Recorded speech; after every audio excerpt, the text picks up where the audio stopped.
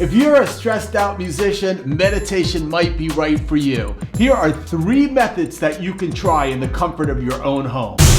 Bobby Borg here, your music business coach with short, no BS advice that can help you turn your passion for music into a more successful business. I recently spoke with Alan Weiss about meditation methods. Let's go ahead and listen in on our conversation. So let's go ahead and talk, just get right into it. And let's go ahead and talk about body scan, or what's also sometimes called progressive relaxation. So this is part 1. What exactly is that? Sure. Sometimes they call it the body sweep, etc. It's actually an old practice where you literally just go through your body systematically, just noticing sensations, you know. Now, so you might go around your face, or you might go around your forehead. Typically you do this systematically. You start at the top of your head, you start at your feet, and then just kind of go up or go down, and then just systematically notice what's going on in my cheek, what's going on in my jaw, what's going on in my neck, what's going on in my, my shoulders, what's going on in my arms, all the way down. What this does is you're almost progressively relaxing the body, but notice the key thing here is not to judge what's happening. It's just noticing. It turns out body scans are concentration meditations. So if you want to improve your concentration, do a body scan. And the reason is that what you're doing is you're just noticing, and then you're letting go and moving on. I see. So you're actually training your mind to let go. I see. Okay. Right. So do you sit, do you lie, or both? Oh, I actually do this mostly when I'm on retreat, but I do it lying down. But you can do it sitting. There's 4 positions of mindfulness. One is standing. You can actually do it standing. You can do it lying down. You can do it sitting. You can do it walking. You can be like walking along, and while you're walking, you just notice, okay, this is a lift, swing, step of the foot. You can like notice the air going across your face. You can kind of like feel your body moving through the air. It's really body awareness. It's really getting, and it turns out this is very important, because what people don't realize is their emotions are actually body sensations. And so when you're really tuned into your body, you can actually notice emotions when they're in the very early stages. Right. Wow. Interesting. People don't realize that, they might, before if they get anxious, the first thing that happens is their body constricts.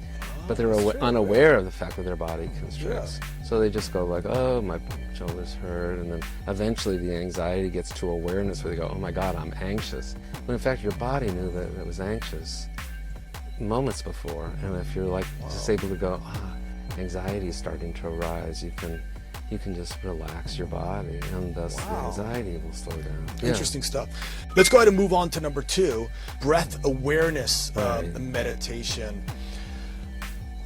Now this one is pretty awesome. When I lay back and I just try to focus on my breath, and I imagine myself in this dark tunnel, and I imagine my lungs opening and closing, and I'm standing there feeling the breath go in and out, and that's the way it kind of helps me to kind of stay focused on the breath. But then all of a sudden, whoop, so your tension's going to go away. I go somewhere else. Right. So since the other one was a concentration one, which kind of lowers this, breath meditation focuses on the sensations of the breath. And so if you look at most people and say, and anybody can do this, they can just say like, when I breathe, where do I notice that I'm breathing in and breathing out?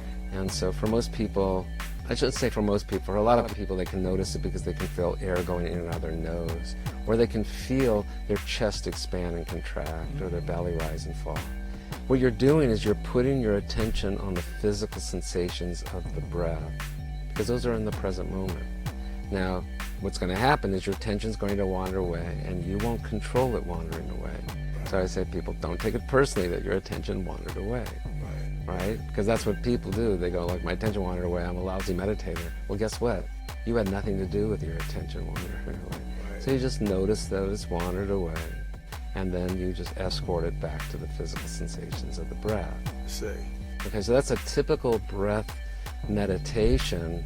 And in mindfulness, what we do is we stay on the breath until something comes along that really makes it hard to stay on breath. Like if thinking becomes very hard, then you go into mindfulness of thinking and put your attention on the thinking. And so one of the things that you can do to help yourself is just label things. This is what's noting. So if your attentions wander away because of thinking, you just go, this is thinking. This is thinking. Oh, interesting. Or if an emotion comes up, like I'm impatient, you just go, this is impatience. Oh, wow. This is impatience. I'm going to try that. Try it, because by labeling it, what you're actually doing is you're turning towards it, you're getting enough distance from, say, the impatience, and oh, I don't want to be impatient, this is a horrible experience. You're actually putting your attention on more observation of going on. Sure. What's going on here is, what's going on, like for example here, is I'm just impatient. I see. Okay, cool, and I like that. I'm going to try that. Let's go ahead into the last one, and we're running out of time, so let's make this real quick. Loving kindness meditation. So real quick, tell us what that is about. Sure, loving kindness is just another way of meditating, but it's really for all people. And so we use phrases like, may I be happy, or may I be safe, or may I live my life with ease. And you can do this for other people. And again, this actually is a concentration meditation. Again, people don't realize it. But notice what you're doing. When I turn to you and I say, may you be happy, what I'm not saying is, I want you to be happy and I'm going to help you be happy and all of that. Right. What I'm really saying is, may you be happy, may you have the skills, may you develop the capabilities for your own happiness. I wish that for you. Right. And so we offer that for ourselves, we offer that for other people, and ultimately we might end by saying, may all beings everywhere without exception be happy. Sure, and I assume that when you say without exception, that would also mean maybe people that are difficult. Competitors, yeah, exactly. Right? Yeah, but if you think about it, like, imagine the worst person in the world that you can imagine. The way I think the Buddha would say is, look, if this person was happy, they wouldn't be so miserable. So can't you just wish them? Right. And also, it's not good. I think I remember, I forget who said this. I believe it might have even been President Reagan. He says, when we hate others, or for those that hate us, when we hate back, that's when we truly lose. Yeah, that's right. Yeah. So in a lot of ways, again, this is, and I just want to make sure that people understand, this is a practice. At first, people just do it and they go like, this is weird. Yeah. But then as you practice it and you really understand what's going on, it's just something that really eases your life a lot. Okay, excellent. Thank you very much. If you want to learn more about how you can turn your passion for music into a more successful business, be sure to check out this video or the video linked in the description below.